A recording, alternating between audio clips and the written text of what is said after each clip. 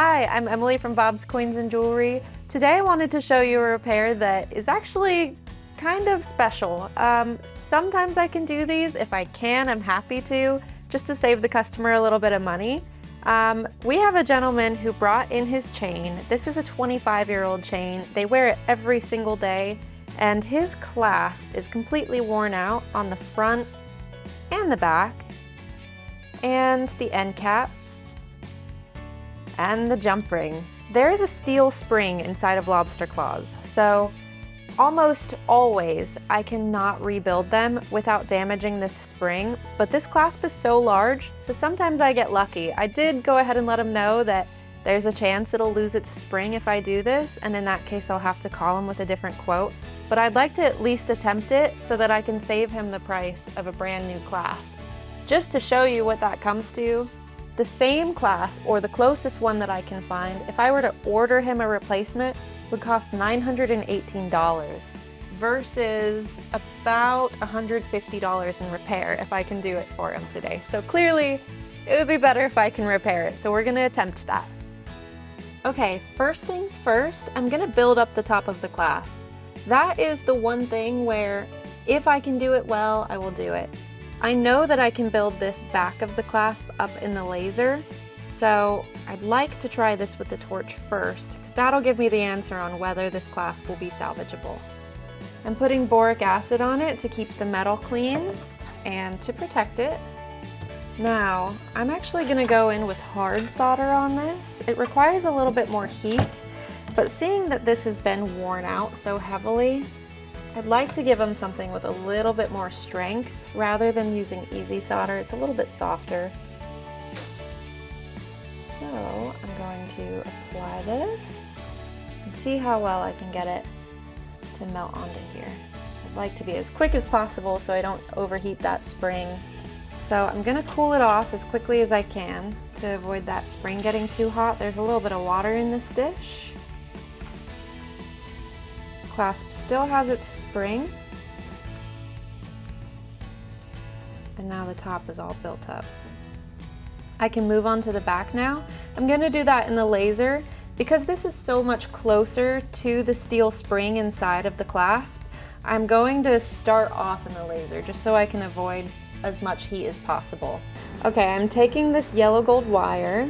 This is actually a little bit harder than solder, so that works out great for this gentleman who brought in his chain. I don't want him to have to constantly service it and bring it in for more and more solder buildups. So having a little bit of both on the back of this clasp is going to be great for him. So I'm basically running this wire across this huge gap, and then I'm going to fill it with solder. Lasers allow me to do very precise work. In this instance, if I didn't have this laser and I wanted to build up the back of this clasp, the risk of the spring losing its tension is a lot greater. With this, I can be more precise and restore it to a more original appearance. This still has a lot of holes in it, and that is actually exactly what I want.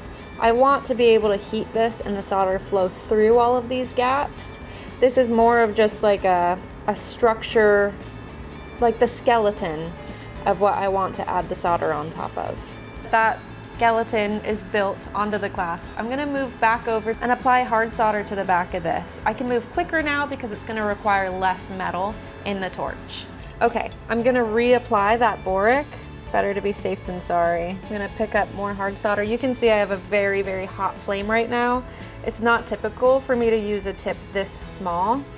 This pointed tip is really what determines the heat of your flame, and then all of this fluff is still hot, but I'm really going to try to be precise.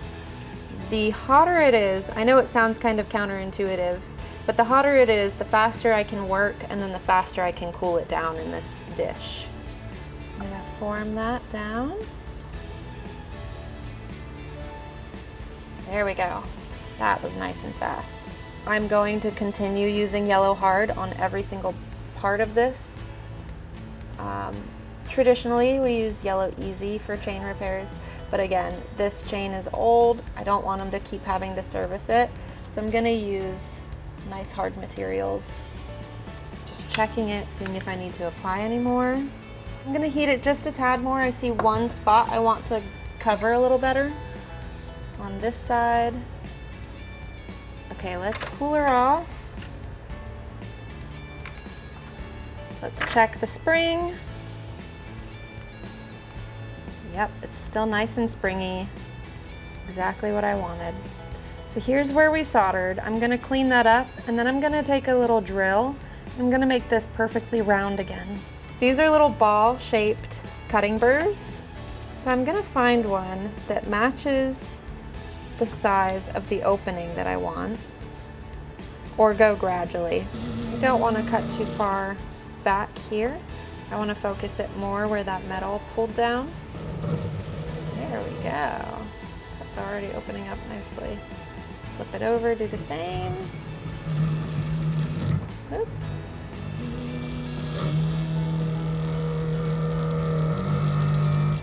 That is nice and round again. So now I'm gonna take a small little hand file and clean up my work, give it that nice, crisp, clean edge again. Don't wanna remove too much, I just wanna make it pretty.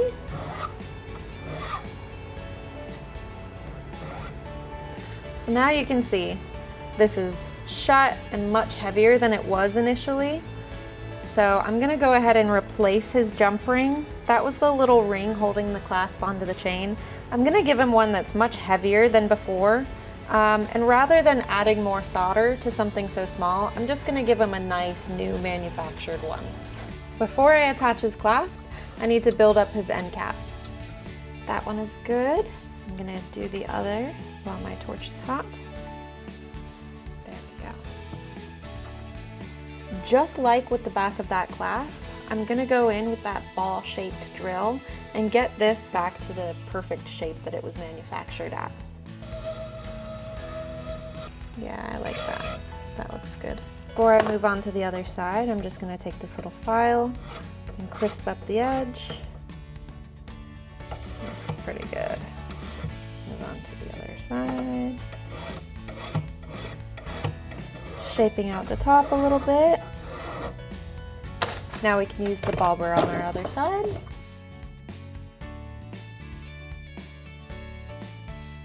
Again, I'm going to use that little hand file to give him a nice crisp edge rather than something bumpy that looks like it's covered in solder. Now, once I go and attach the clasp, it'll be difficult for me to reach all of these places and get them pretty. So what I'm going to do now is move on to my sanding, which is usually one of my last steps, but I want to have good, easy access so I can get a nice, clean finish before attaching the clasp and moving over to the polisher. Okay, moving on to the other side, cleaning it up with my sander.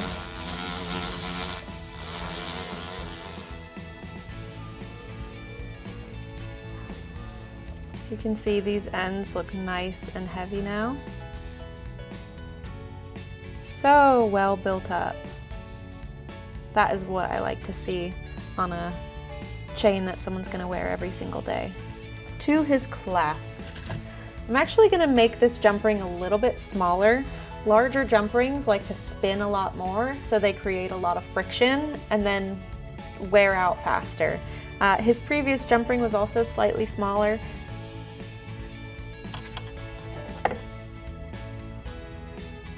There you go.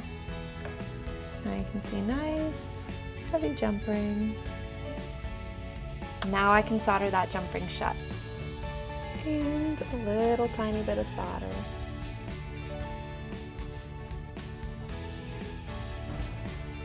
There we go.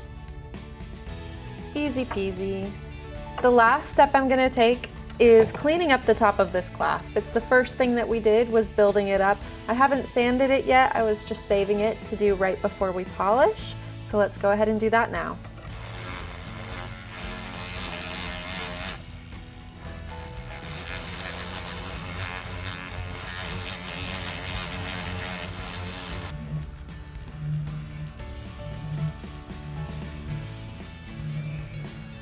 That shape looks beautiful, and now we can take it to the polisher.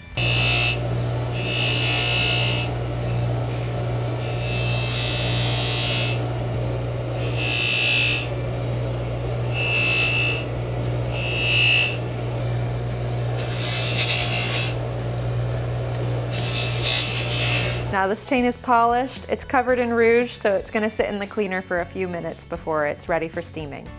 And we can give it a nice steam.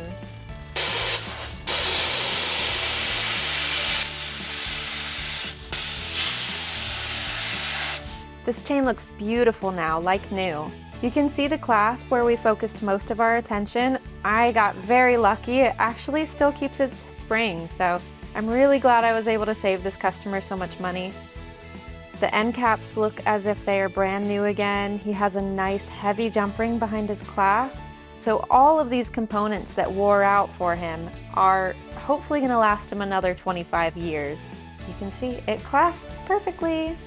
I got pretty lucky. If you have any jewelry repair needs or concerns, give us a call at Bob's Coins and Jewelry or stop into our showroom in Summerfield, Florida.